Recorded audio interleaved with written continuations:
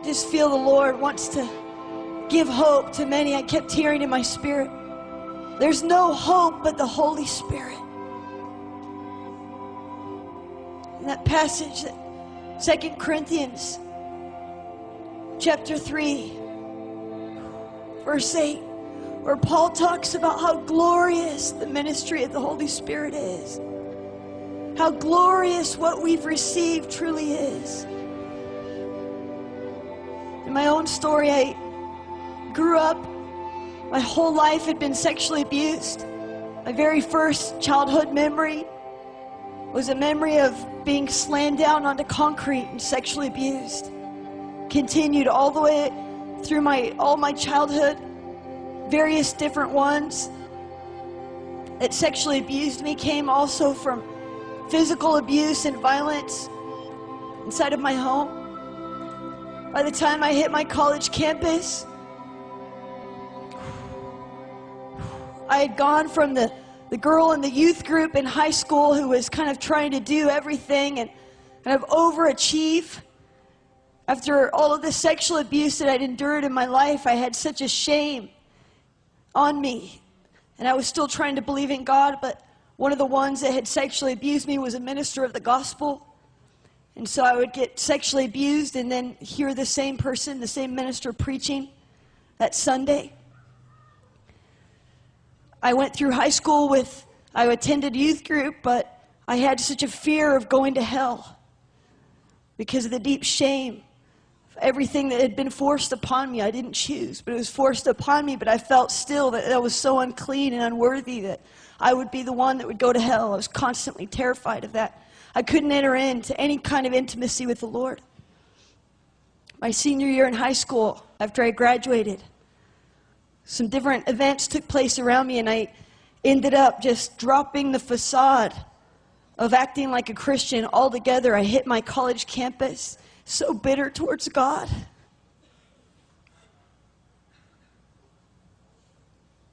I was unevangelizable. People would come up to share the gospel with me on my college campus, and I would cuss them out, up, down, left, and right. I would just hit them with the most vulgar things that I'd suffered that had happened to me.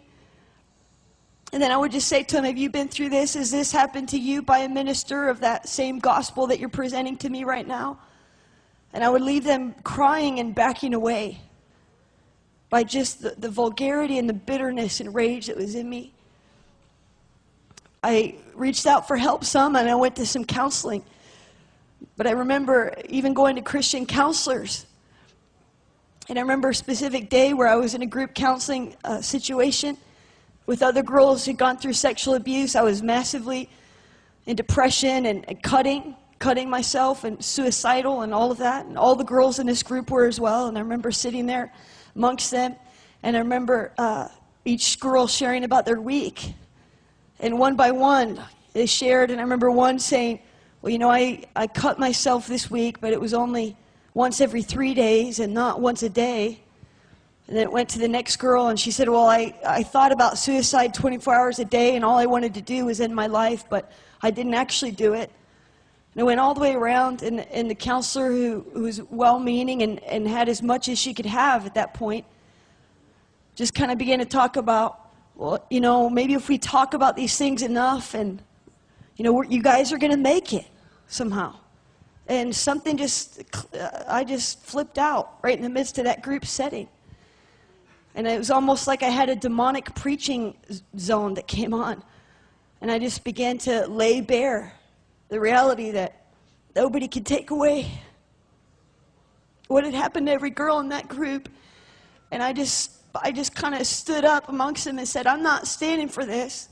You can't do anything about what happened to me. You can't take it away. You can't make it so that it never happened. And I refused to live this way. And I began to convince all the other girls to kill themselves. Every single one of the girls in that small group ended up in a psychiatric hospital within that next 6 months.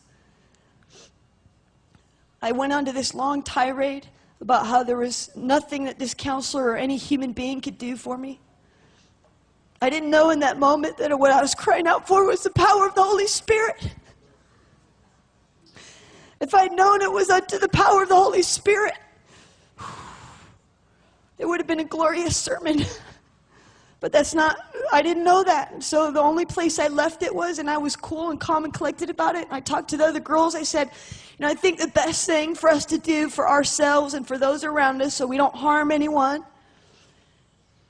And I said to the counselor, I said, that's your real goal, is that we don't harm anyone. That's as much as you can give to us, is that you hope that if we talk enough, we won't harm someone.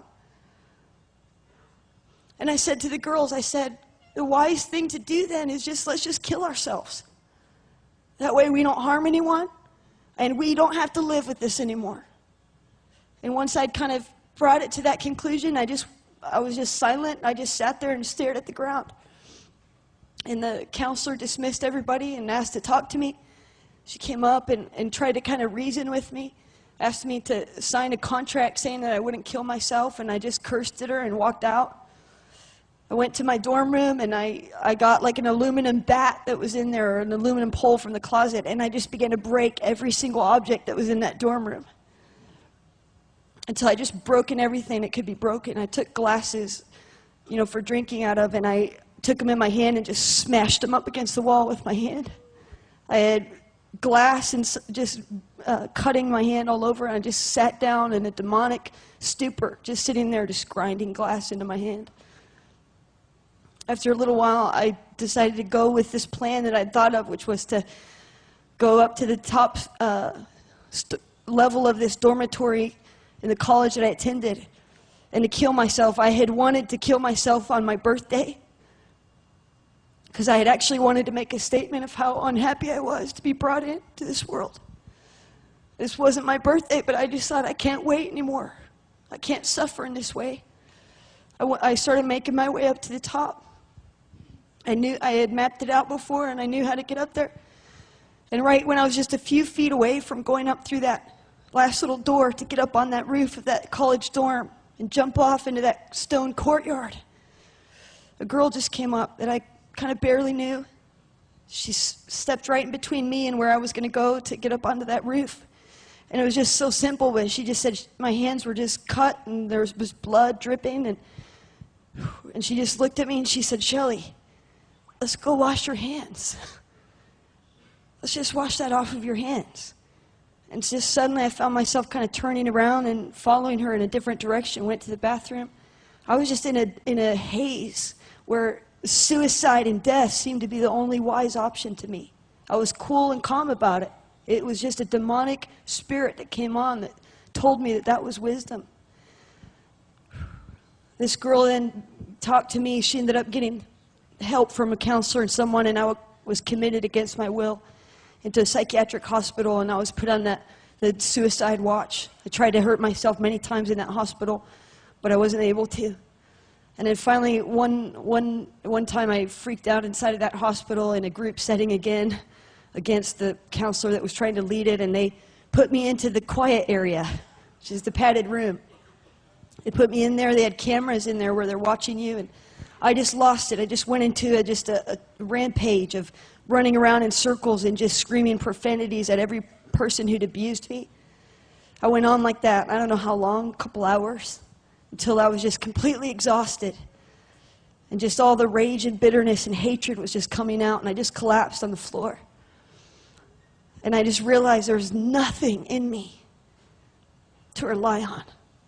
There was nothing in me. There was no resource in me to pull from. There was nothing but hatred, bitterness, and rage and depression in me. And then for the first time in a very long time, I cried out to God. If there was a God, that was the kind of prayer that I prayed. And I just said two things. And I believe He's speaking to some of you right now, those that are in the room and those that are even watching us right now through God TV or on the web stream. I asked God two things. I said, God, number one, you have to show me that you're real. And I can't believe what someone else says. It's got to be between you and me. I have to know you're real. I can't believe someone else's report. I believe the report of one who sexually abused me all through the week and had preached on the Sunday, and I can't take it, God. I've got to know if you're real. And that wasn't it. I said, number two, I said, God, you have to do something about this pain. I will not live this way. Even if I know you're real, but you don't do anything about this pain, I can't continue. I won't continue this way.